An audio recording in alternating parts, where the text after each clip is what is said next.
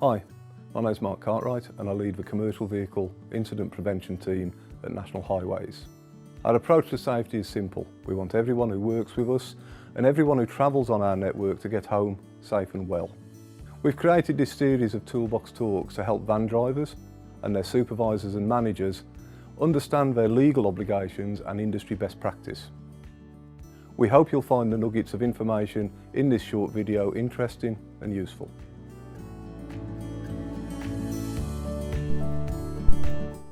Did you know that as of the 25th of March 2022, it became illegal to hold and use a phone, sat-nav, tablet or any other device that can send or receive data whilst driving? The law has been updated to keep up with technology and acknowledge that mobile phones can now do so much more than just make and receive calls. So, if you're caught using a handheld device while driving, including to take photos or videos, scroll through music playlists or to play games, you can get a £200 fine and 6 penalty points on your licence. You could even be taken to court and be banned from driving and get a maximum fine of £1,000. If you passed your driving test in the last 2 years, you'll also lose your licence.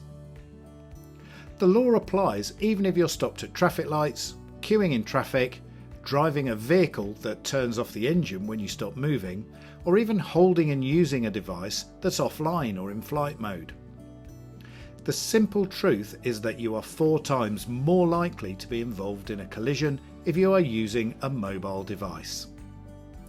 Reading a text or email takes a driver's eyes off the road for at least 5 seconds.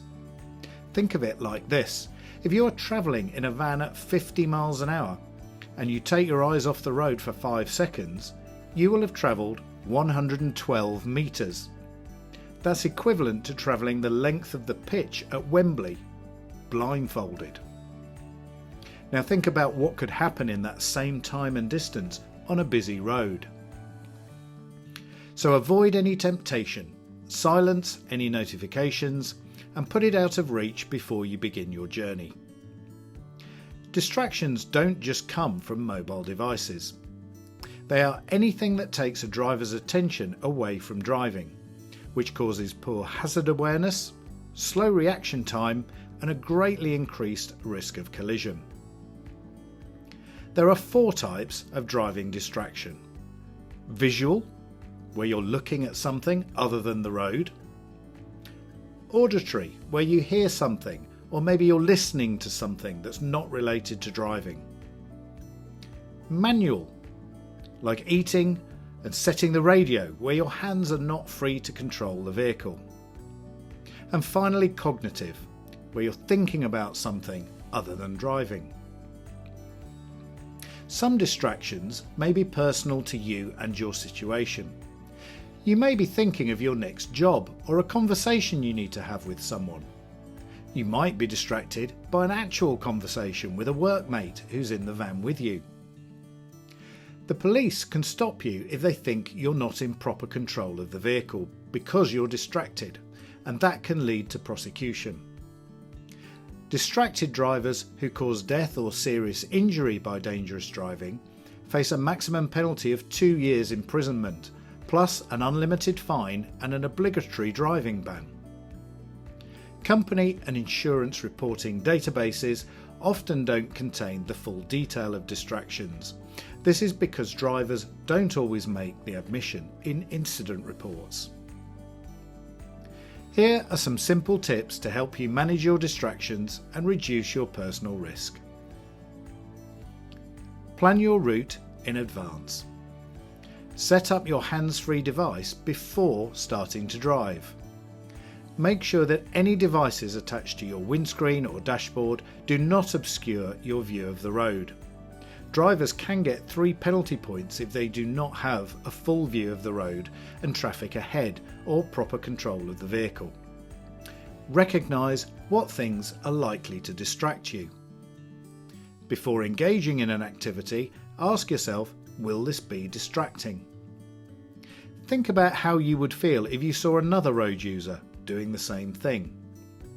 If you need to do something that will distract you from the job of driving, find a safe place to pull over.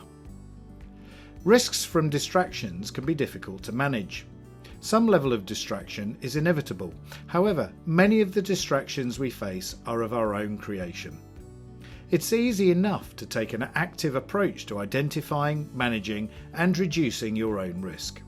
But you do have to acknowledge the consequences and want to take those simple steps for the protection of yourself and other road users.